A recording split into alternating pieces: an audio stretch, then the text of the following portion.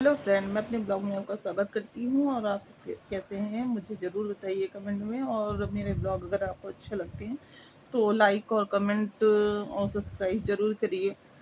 क्योंकि मैं ये कहना भूल जाती हूँ कि मेरे चैनल को सब्सक्राइब कीजिए, लाइक कीजिए या कमेंट कीजिए। तो मैं सीधे टॉपिक पे बात करने लगती हूँ, जो इस टॉपिक पे मुझे बात करना होता है। और आज का मेरा यही टॉपिक है, हाय अबला जीवन तेरी यही कहानी, आंचल में दूध आंखों में पानी। आपको बता दूं कि ये कहावत बहुत पुरानी है, लेकिन आज भी बहुत सत्य है।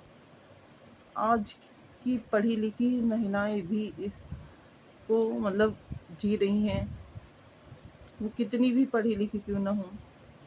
जो हमारे समाज में ये रिवाज है ना कि बेटी की विदाई कर दी जाती है शादी के बाद, मुझे लगता है कि बेटी की नहीं, बेटी के साथ साथ बेटे की भी विदाई कर देनी चाहिए घर से।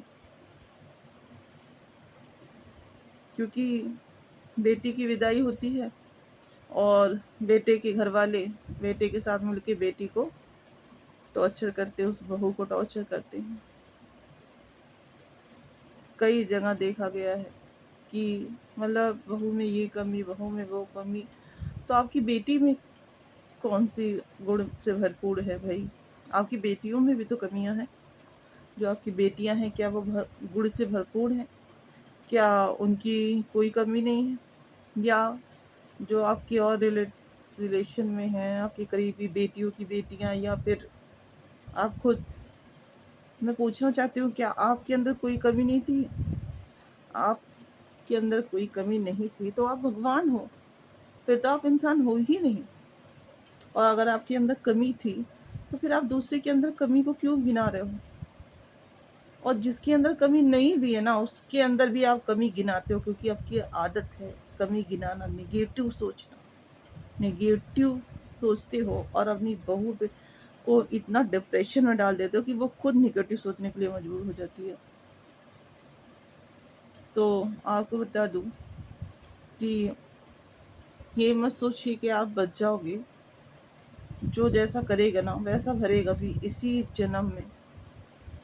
तो किसी की बेटी को लाए हैं, बहुत इज्जत से लाए हैं आप, पूरे समाज के सामने ब्याह के लाए हैं, तो उसी इज्जत से उसको रखिए, उस सम्मान दीजिए, प्यार दीजिए।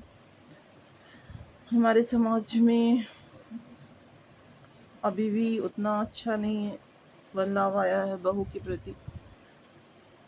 कुछ कुछ घरों को छोड़ के आज भी बहुओं को जो है उसी तरह देखा जाता है जैसे पुराने ज़माने में देखा जाता था कि घर का काम काज करे, बच्चे संभाले। और जो मनमानी होती है, जिसको जो बोलना होता है सब बोल के निकल जाते हैं। जैसे वो एक अनजान लड़की आपके घर में आई, यहाँ सुनने की थोड़ी आई है वो आपका, ना वो अपनी कमियां गिनवाने आई है आपसे। ठीक है, उसके अंदर कितनी कमियां हैं ये आपको बताने की ज़रूरत नहीं है। आप कोई उसकी टीचर नहीं हो, ठीक है? और वो किसी स्कूल में पढ़ने भी नहीं आई है कि आप वहाँ की प्रिंसिपल हो और बाकी सब टीचर हों जो उनको उसकी कमियां गिनाएं, उसको सिखाएं। जब बहू जाती है तो लोग सोचते हैं कि नहीं, ये तो एकदम अनपढ़ ही है, पढ़ी लिखी भी है तो वो अनपढ़ ही है, उसको तो कुछ आता नहीं है। और जो अनपढ़ होता है वो सोचता है कि मुझे बहुत कुछ आता है, मैं तो परफेक्ट हूँ। आपको बता दूँ, वो पढ़ लिख के आई है तो ज़रूर आपसे ज़्यादा नॉलेज उसके पास होगा, और वो आपसे बेटर फैमिली को संभाल सकती है। आप उसकी लाइफ में क्यों इतना इंटरफेयर कर रहे हो? उसकी लाइफ से दूर हो जाओ। अगर आपकी उससे नहीं जम रही है तो उसकी लाइफ से दूर हो जाओ। पर किसी को अपने पास रख के टॉर्चर करना बिल्कुल गलत है। वो कहते नहीं कहावत जो मैंने आपको सुनाई कि हाय अगला जीवन तेरी यही कहानी, आंचल में दूध आंखों में पानी। तो ये कहावत क्या बन गई, लोगों ने नारी को अबला ही समझ लिया। नारी अबला नहीं रह गई है। और नारी, आपको बता दूं, नारी का सबसे ज़्यादा शोषण जो होता है ना, उस नारी ही करती है। एक नारी का सबसे ज़्यादा शोषण दूसरी नारी ही करती है। चाहे वो सास के रूप में हो, ननद के रूप में हो, या किसी भी रूप में हो। जो मदर होती हैं, मदर वो सोचती हैं जो मैंने चाहा वो मेरी बेटी ना सहे। लेकिन जो मदर इन लॉ होती है ना, वो सोचती हैं जो मैंने चाहा वो मेरी बहू क्यों ना सहे। तो ऐसी सोच बदलिए अपनी सोच, ये बिल्कुल गलत सोच है आपकी किसी नारी के प्रति। आपने जो सहा वो गलत था, अगर आपको गलत लगा तो आप वो चीज़ अपनी बहू के साथ मत करिए, क्योंकि बिल्कुल गलत बात है किसी की लड़की को लाके इस तरह का टॉर्चर करना। टॉर्चर करते करते फिर उसे पागल बना दो, तो ये कहीं का रिवाज तो है नहीं। बट मुझे ऐसा लगता है, अगर आपको जब किसी रिलेशन में आपको लगता है कि नहीं मैं इस रिलेशन में रह के पागल हो जाऊंगी, तो आपको उस रिलेशन से बाहर निकल जाना चाहिए, क्योंकि लाइफ से बड़ा कुछ नहीं होता। कोई भी रिलेशन आपकी लाइफ से बड़ा नहीं है।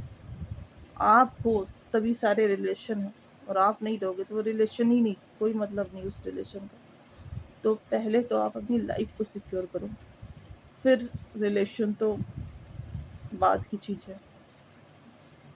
अगर आपको किसी रिलेशन में दम घुटने वाली फीलिंग आती है तो आप उस रिलेशन से बाहर निकल जाओ, चाहे वो कोई रिलेशन हो, हस्बैंड वाइफ का हो, या